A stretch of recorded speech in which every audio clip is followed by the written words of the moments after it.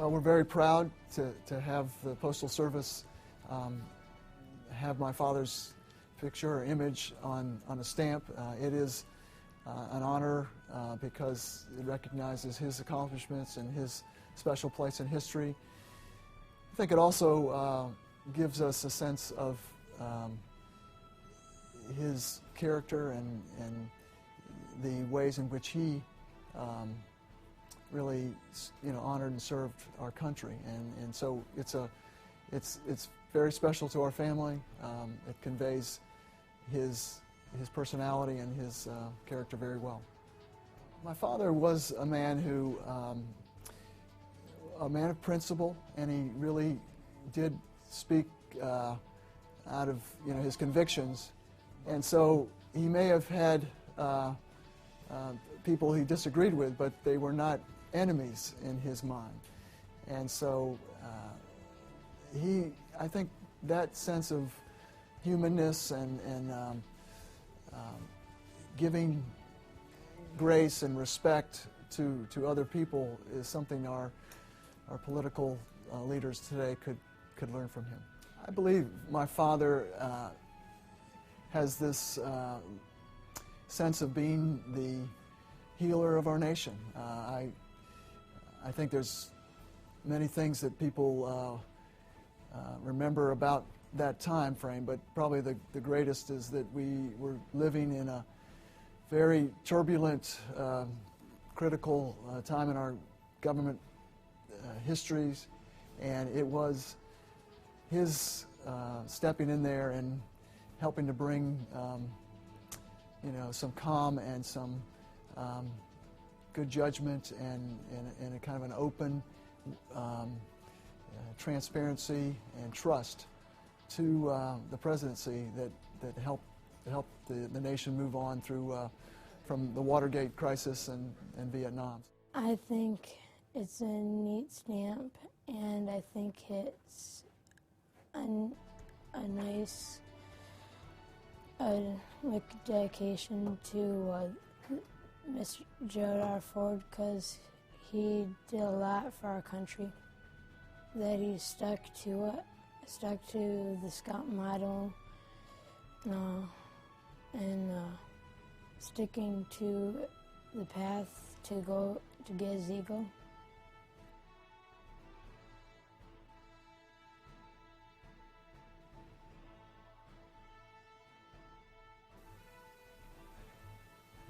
Good afternoon, everyone, and welcome to the Gerald R. Ford Presidential Museum. We are delighted that so many of you have come to be a part of this very special event. My name is Elaine Didier, and it's my pleasure to serve as director of the Gerald Ford Library and Museum in Ann Arbor and Grand Rapids, Michigan. We're gathered today to honor President Ford for his long career of leadership and outstanding service to this community and to our country. Since many of you here today may be first-timers at the museum, before we move into the program, I'd like to take a moment to share a unique aspect of the Ford Presidential Library and Museum. This beautiful place represents only one half of this institution. The museum is here in Grand Rapids, where President Ford grew up and where he served as the area's congressman for 24 years, from 1949 through his selection as vice president in 1973. The library, or archive, is located in Ann Arbor on the campus of the University of Michigan, where President Ford did his undergrad work in economics and was, of course, a star on the University of Michigan football team. The reason that there are two locations is that President Ford had already started donating his congressional papers to the University of Michigan way back in 1963, long before he was selected to be vice president and then president. When he left the White House, he wanted to leave his presidential papers to his alma mater for the benefit of students and scholars. In the meantime, his constituents here in Grand Rapids also wanted to honor his long public service and proposed a separate museum here to house the artifacts and state gifts from his administration and to present the story of his life and career. As a result, we are the only presidential library of the 13 which are in the National Archives and Records Administration, which have two sites 130 miles apart. Both the library and museum opened in 1981, so last year was our 25th anniversary year, and we celebrated with a series of very special programs at both locations. As you know, at the end of that 25th year, we lost our president, and there ensued an amazing period for all of us on staff at both the library and museum. While we had spent years preparing for the funeral events and expected the period to be incredibly hectic and busy, I must say it was also incredibly well organized. All events here and elsewhere came off smoothly and as planned. What we didn't expect, however, was the aftermath of heightened activity and demands from so many sources afterward, and which truly continue to this day. By way of illustration, I'll just share a few quick facts. We have received more than 10,000 digital photos from the funeral period. And if you think that's not a lot, think about how hard it is to sort 300 photos from your family's trip. Think about 10,000. We've received more than 1,500 objects, flags, letters, stuffed animals, candles, which were left here and at the library during the funeral period. Numerous donations of Ford memorabilia and documents, condolence books from across the United States and around the world, shipment of artifacts and papers from President Ford's offices, voluminous reference inquiries and lots of visits by researchers, and more than 180,000 visitors here to the museum, and more than 900,000 people visiting our website. In addition to your participation on this exciting first day of issue ceremony, you are also here for the debut of a brand new publication that features dozens of the best photos from President Ford's state funeral ceremonies and services. This is literally hot off the press this week, and it's available for your viewing up front in the store. So take a look. It's a wonderful memory lane from that period of time. As you may know, it's very unusual for the Postal Service to have a first day of issue ceremony presented simultaneously at multiple sites, and we are extremely honored that Mrs. Ford and the U.S. Postal Service agreed to have dedication events take place here in Grand Rapids, as well as a simultaneous event taking place right now in Rancho Mirage, California. We're delighted to have Mike and Gail Ford here with us, and also President Ford's brother, Dick, and his family, and other distinguished visitors and guests. On behalf of the Ford Library and Museum staff and the Ford Foundation, we want to thank the Postal Service for all of their efforts to make this event possible. We are pleased and honored to have the Postal Service and every one of you with us today. Now, to open our program, it's my pleasure to introduce David Failor, who is Executive Director of Stamp Services with the United States Postal Service. Mr. Failor.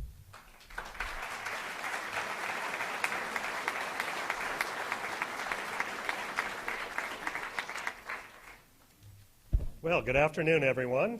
Everybody hear me okay? Great. Well, thank you, Elaine. Thank you so much for everything that the museum and the library has done to make this day possible for us. This is actually the second time we've been here in recent history. We were here 2 summers ago for the American Philatelic Society's summer stamp show, which was just right across the street in the convention center. And at the time, we issued a stamp commemorating all of the presidential libraries, or the entire library system. And we were here and had a ceremony, and you guys did a great job then, and you're doing a great job for us again today. So thank you so much for everything. So this is one of those perfect Michigan days that you hear about. You know, I've been up here in the wintertime, and people will tell me, you know, well, Dave, if you just come back in the summer, you know, it'll be a lot nicer. And when I got off the plane yesterday, it was absolutely spectacular, and it's spectacular today. Earlier this week, I was actually in Rocky Mountain National Park in Estes Park, Colorado, where we had a stamp dedication as part of our Nature of America series. And it's the 9th in the series, and we did a stamp on the alpine tundra, which is the portion of the mountains that's above the tree line. And so we did a pane of stamps that talks about the animals and plants and the insects that are above the tree line, the alpine tundra. And after the ceremony, I was surprised at how many people came up to me and started talking about the President Ford stamp that we were going to issue today. And there were all sorts of questions about, you know, where's it going to be held, and where are you going, Dave, and what, you know, all of these questions.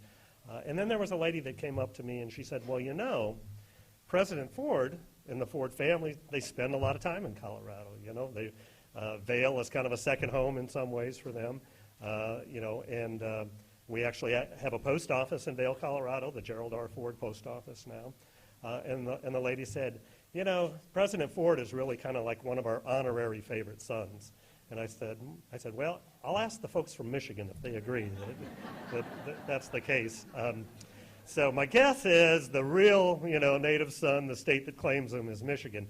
But I need to just set the record straight for just a second, and that is President Ford and I share the same birthplace, and that is Omaha, Nebraska.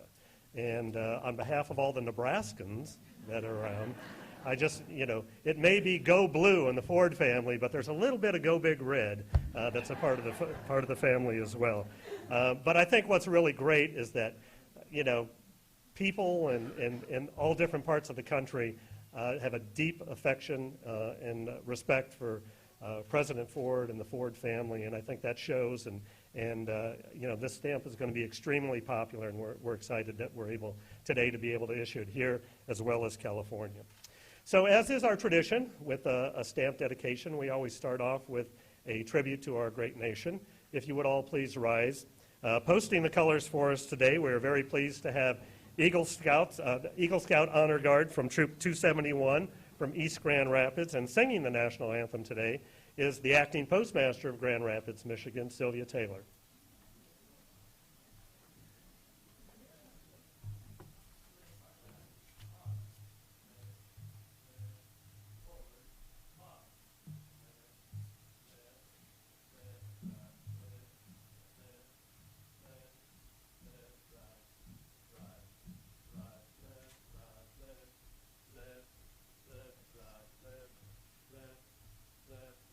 Ready? Halt. Oh, say, can you see by the dawn's early light what so proudly we hailed at the twilight's last gleam, whose broad strands and bright stars through the perilous fight o'er the ramparts we watched were so gallantly streamed, and the rockets red flag upon bursting in air gave proof through the night that our flag was still there. Oh, say does that star-spangled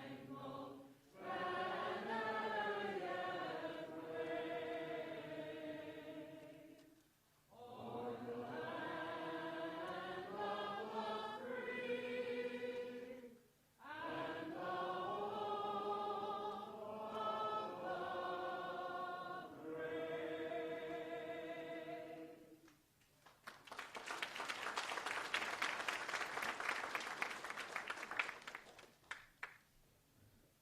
Color guard, pose.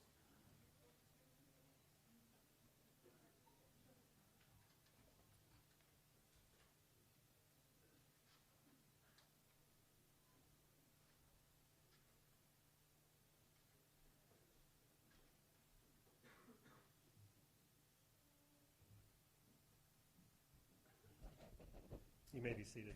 How about a nice round of applause for our Eagle Scouts?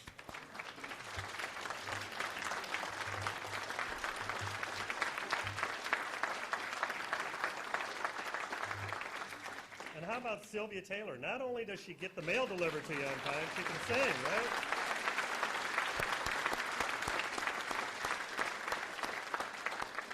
Well, let me take just a few moments and introduce some honored guests.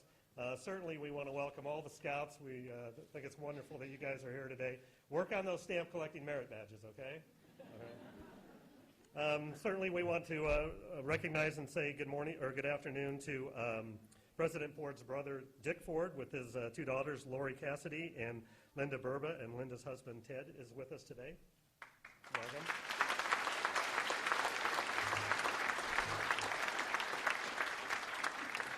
The Chairman Emeritus of the Gerald R. Ford Foundation, Marty Allen, and his wife, Sue Ellen.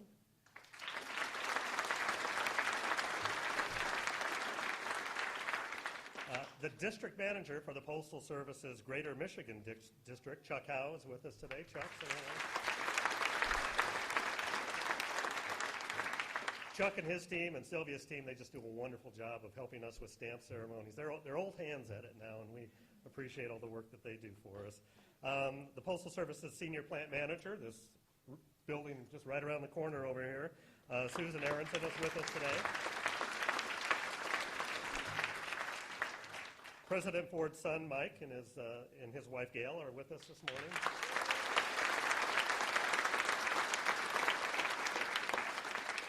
In a moment, you'll hear from the Honorable Terry Lynn Land, Secretary of State for the state of Michigan. Representative Vernon Ayers and his wife, Joanne, are with us today. We'll be hearing from the representative. And I understand there's some trustees from the Ford Foundation. Any of the trustees that are here, please stand. Yeah, Peter, thank you.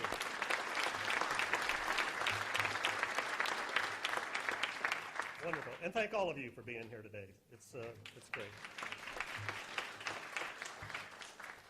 Our first speaker this morning is Congressman Ehlers, and he is seven-term congressman representing the 3rd District of Michigan. He's not a stranger to any of you. I think what's amazing about his career is that he wasn't a born politician, I don't believe. He started off as a teacher, America's first nuclear physicist to arrive on the steps of Congress.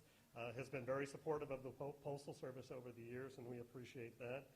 I asked him if he was enjoying vacation, the month-long vacation from Congress, and he said there wasn't much of a vacation this year, but I'm sure everybody here appreciates all the hard work that you do to represent the state and the 3rd District. So please have a warm welcome for Congressman Ayers.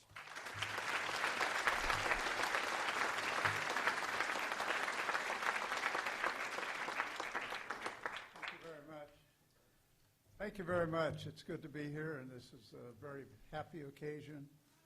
I'm sure you'll be pleased. You've seen the little stamp picture, but when this drape falls down, you'll be immensely pleased. I believe this is one of the best, and perhaps the best, likeness of Jerry Ford I have ever seen, even better than the one that hangs in the White House.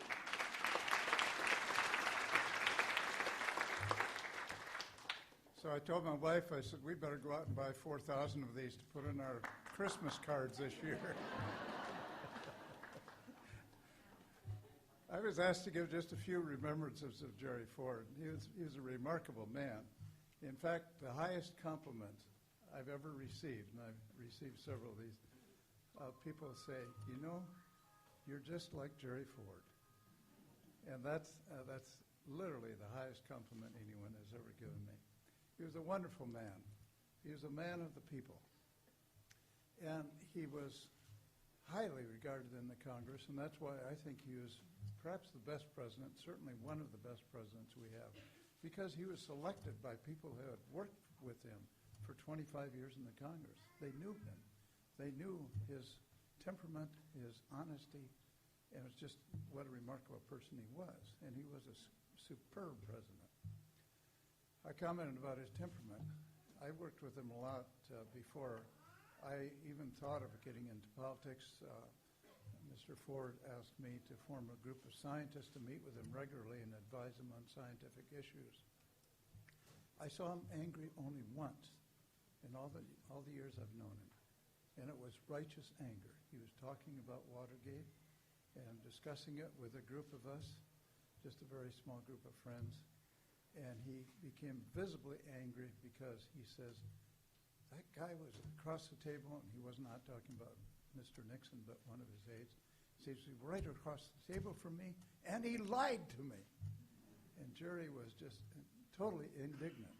That was something totally contrary to the fabric of Jerry Ford, that anyone would tell a falsehood to him, and he would certainly not tell one to anyone else. At the same time, a real man of the people.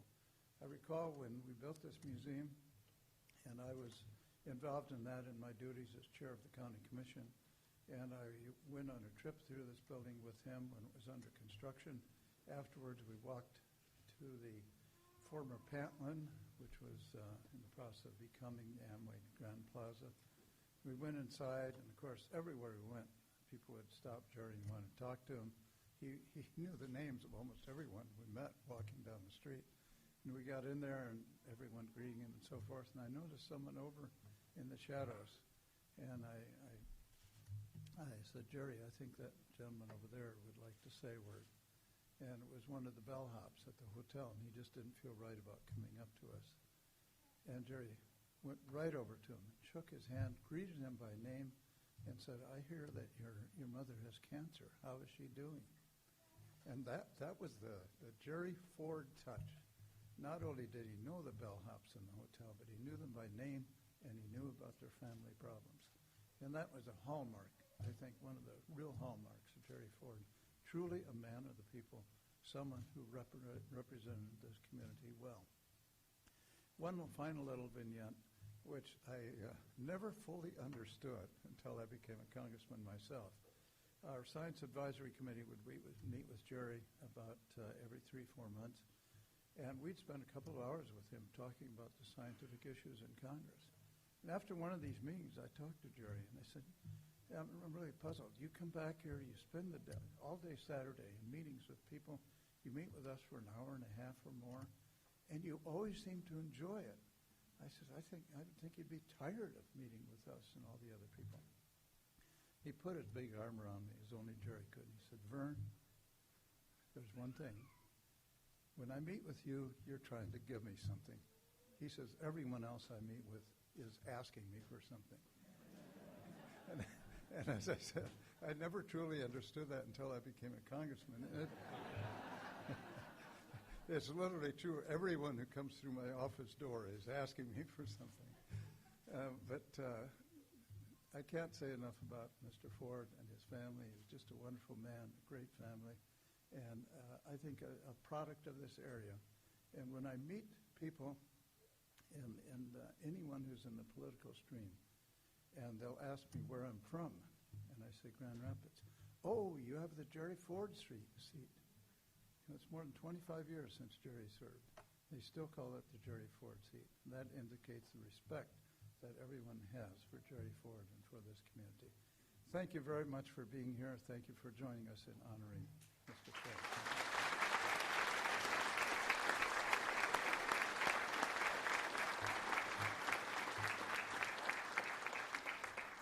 Thank you, Congressman. Our next speaker is another familiar face to most everybody here in the Grand Rapids area. Terry Lynn Land is the Secretary of State for the state of Michigan. She is currently serving her second 4-year term. Sounds like she's spent a good part of her life in public service and public records. I was reading about, she got her start in high school campaigning for the Ford presidential campaign. So please welcome your Secretary of State, Terry Lynn Land.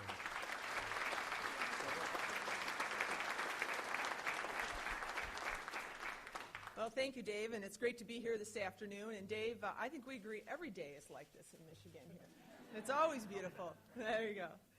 Well, I'm honored to be part of this ceremony for this great statesman who will always be a role model and a hero for me. I had the good fortune to be born and raised here in, as Vern Ehlers mentioned, Jerry Ford's congressional district. And it was a dream come true for me to work on the presidential campaign. And I truly consider myself blessed to have known him and been inspired by him to actually get into public service. Gerald Ford was a humble citizen, a courageous leader, and a great American. When this country was engaged in a world war and needed him, he answered the call with his distinguished military service. When he heard the calling to represent his fellow West Michigan residents in Congress, he responded with nearly a quarter-century of service and with tireless effort. And when destiny called him to the presidency, he displayed uncommon conviction and fortitude in working to heal an injured nation. The commemorative stamp available to the public today is a fitting tribute to a man who put principle above politics and America's best interest before his own.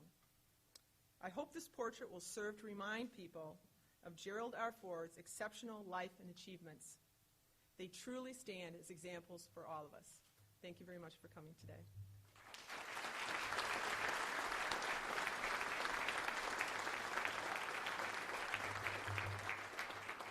Thank you, Terry Lynn.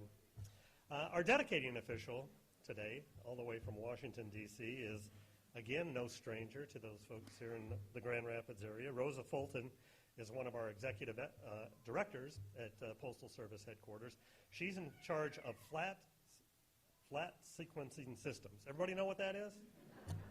Well, in essence, if you've got an oversized letter, like a big envelope or flat, magazines or newspapers or things like that are bulky and hard to sort, she helps develop those systems that helps us do it easily and cost efficiently and all of that sort of stuff. It's a very challenging job, and she does a great job with it. She is a native of Grand Rapids. She was the senior plant manager at one time for the facility right across the river over here.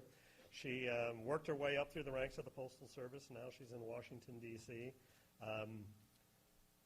A big fan of the stamp program.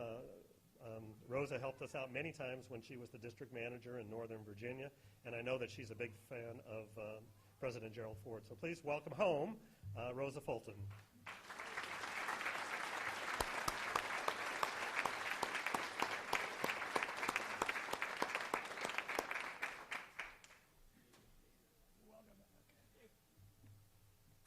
Thank you, Dave. What an honor for me today. Good afternoon, everybody. It's great to be back home, too.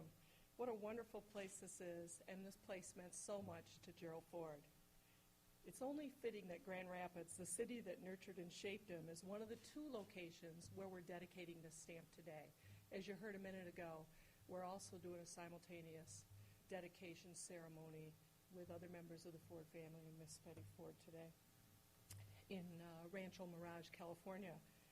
But like Jerry Ford, I grew up here, and so this is a real honor to be asked to come. And I actually went to the same high school as Jerry Ford. I went to South High School 30-some years later. Make sure you know that.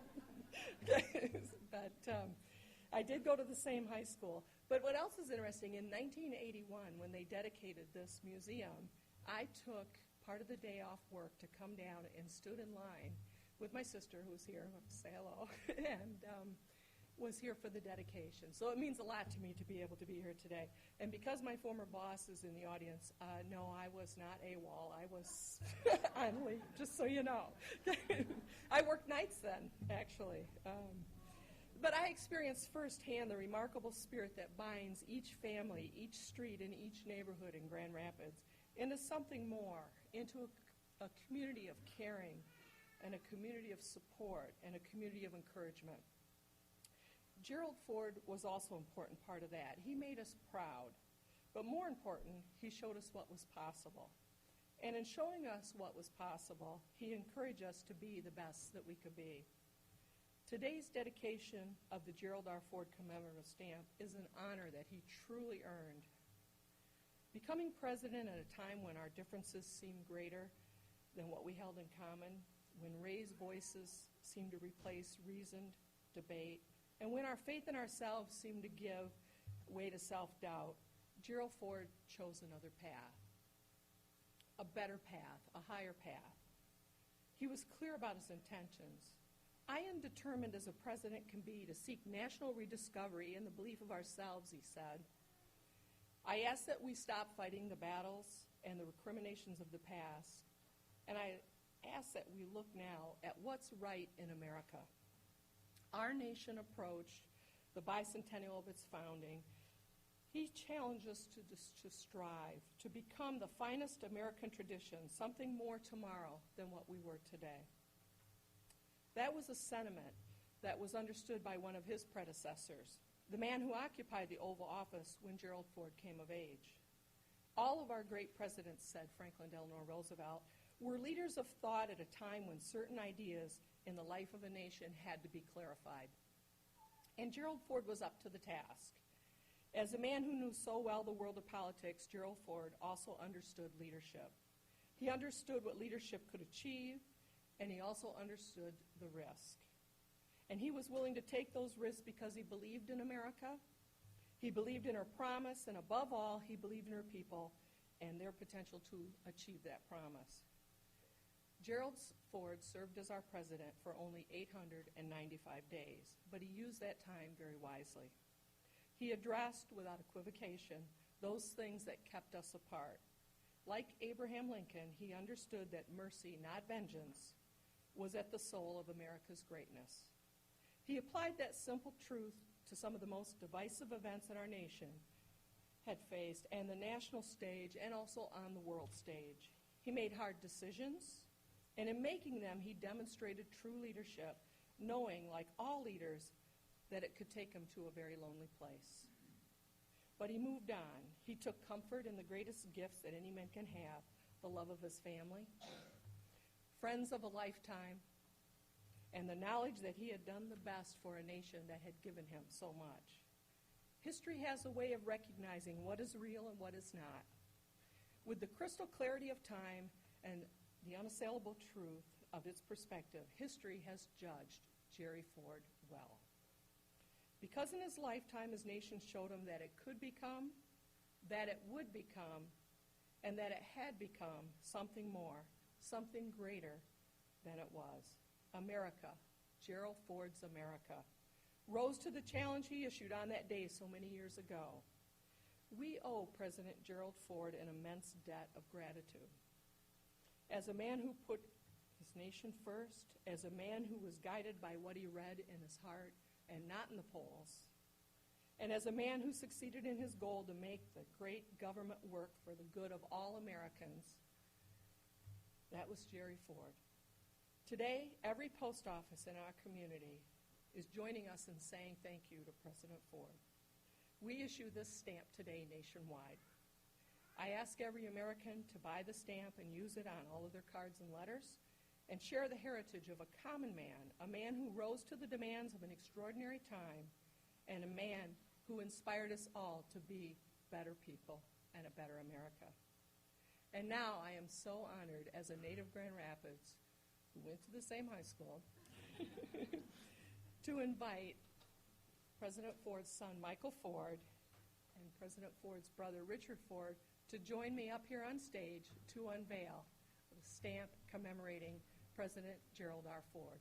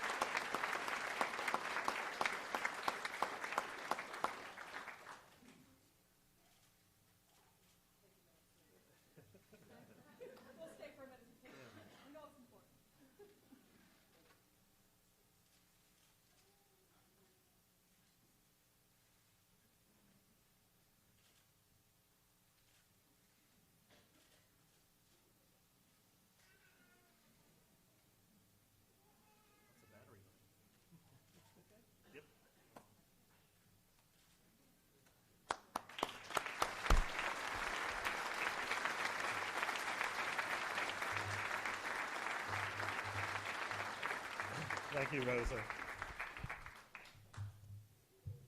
It's great to be home, right, Rosa? Our next speaker is none other than son of President and Mrs. Gerald Ford, Michael Ford. Let me just simply say that the Ford family has been an absolute joy to work with. When it came to getting this wonderful stamp done, we've been working on this for quite some time, and the family has just been very supportive, and I think we got it right. You know, we kind of went back and forth a little bit on the image, but I think we got it right. Does it look right to you guys? Does it?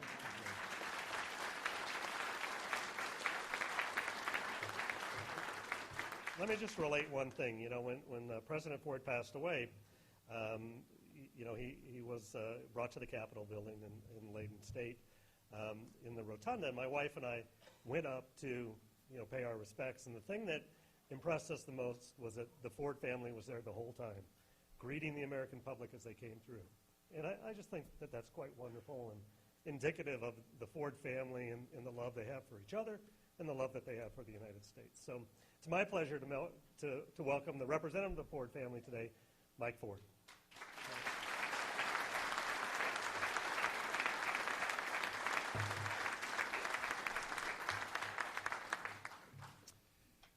Well, I know this is a very special day for the Postal Service and also for Grand Rapids and this wonderful community, but it is a very, very special day for our family, the Ford family.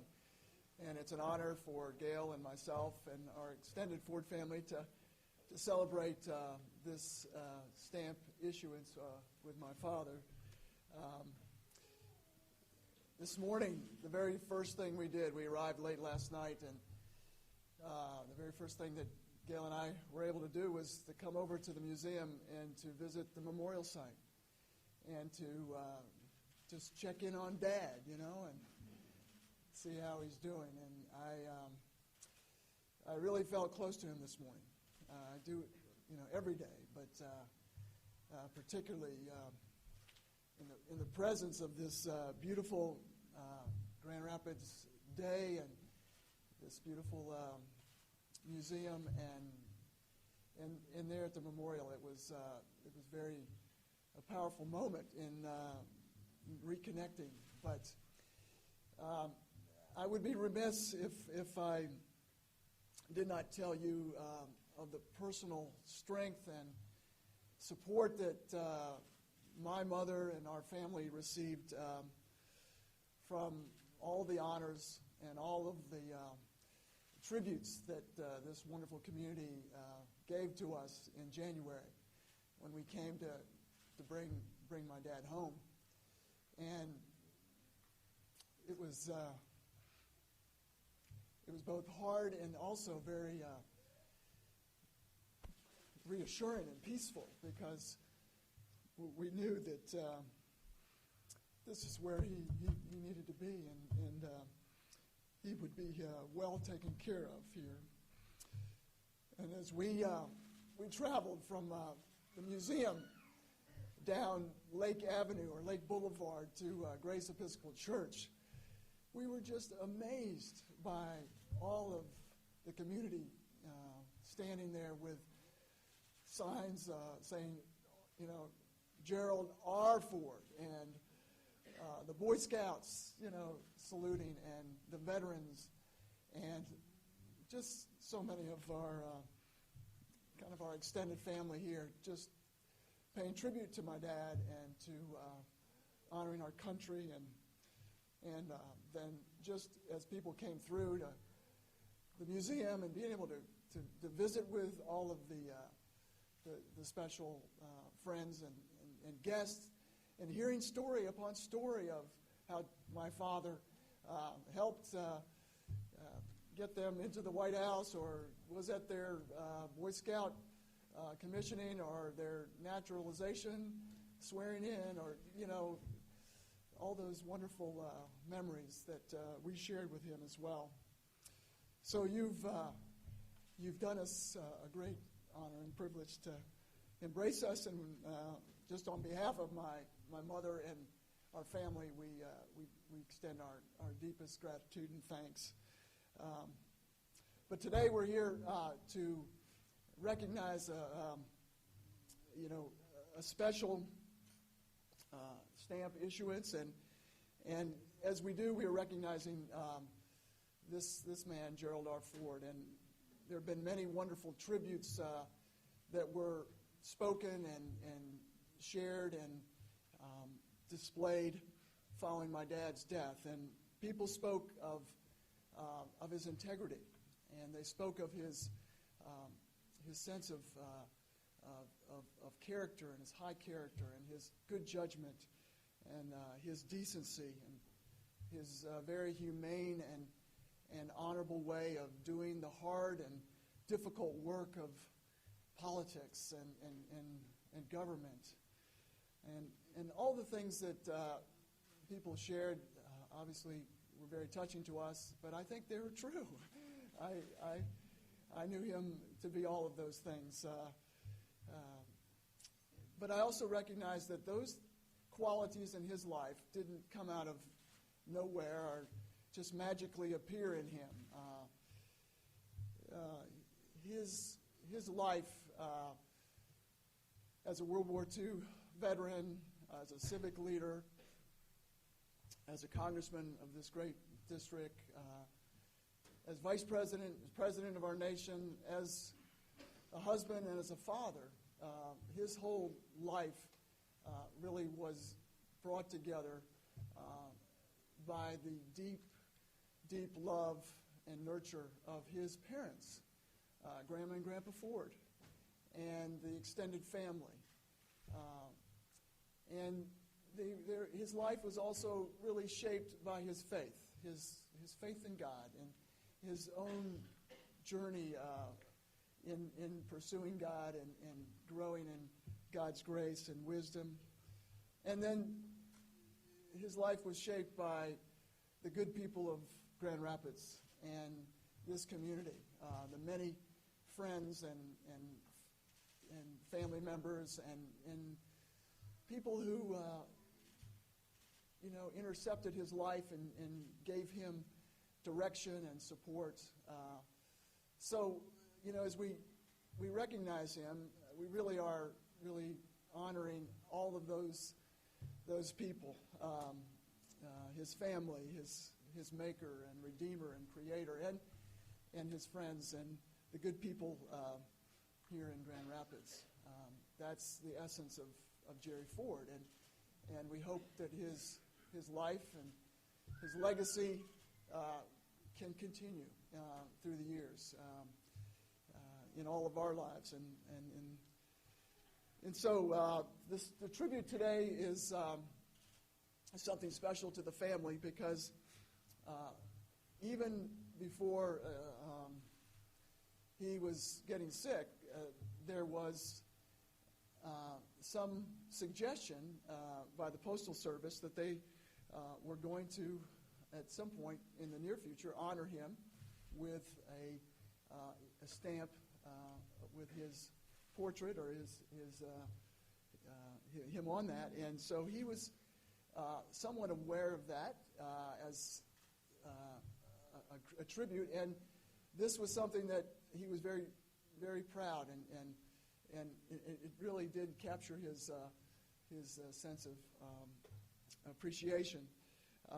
And I think if you look closely at the image, and our family is very, very pleased with the rendering, you see in the strength of the man, in his eyes, and it is just the frame there, and you also see just the warmth and the humanness in his smile, and we just feel like it's a wonderful stamp there. And I have been blessed to have this small, I guess, paperweight with him on it, and I brought this from North Carolina, where Gail and I live, and I put this on my desk, and I have many pictures of my dad and mom, but this is the one that I, for the last 2 or 3 months, have been able to kind of reflect on and look to and say, how are we doing, Dad? Are we having a good day today? And he kind of talks back and gives me a thumbs up, and we keep doing, living in his honor and his great legacy. So, on behalf of my mother and all of our family, the Ford family, this is a wonderful day, and we are most thankful to the Postal Service, to the people of Grand Rapids and Western Michigan here, and all of our friends for making this tribute, and God bless you, and God bless America. Thank you.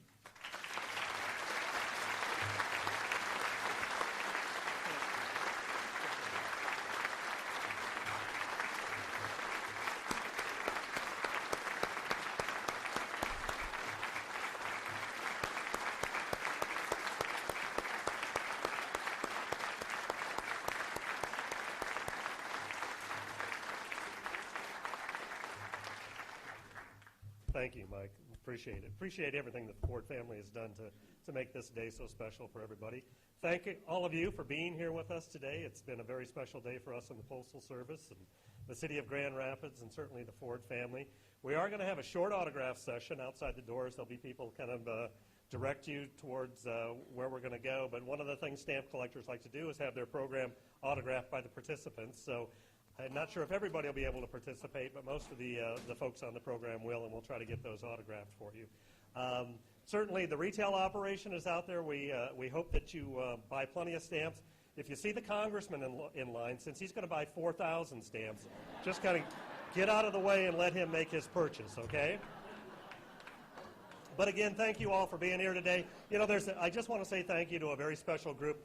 The folks at the Postal Service, Chuck, all your team is just wonderful. So, you know, it's just a great group that helps us with the stamps here in the greater Michigan district. Our headquarters folks that are with us from the Public Affairs group, Connie and Gail and Patricia, all been working behind the scenes with the museum and the library to make today so special. So thank you to all of them, and enjoy this wonderful, beautiful Michigan day. Thank you.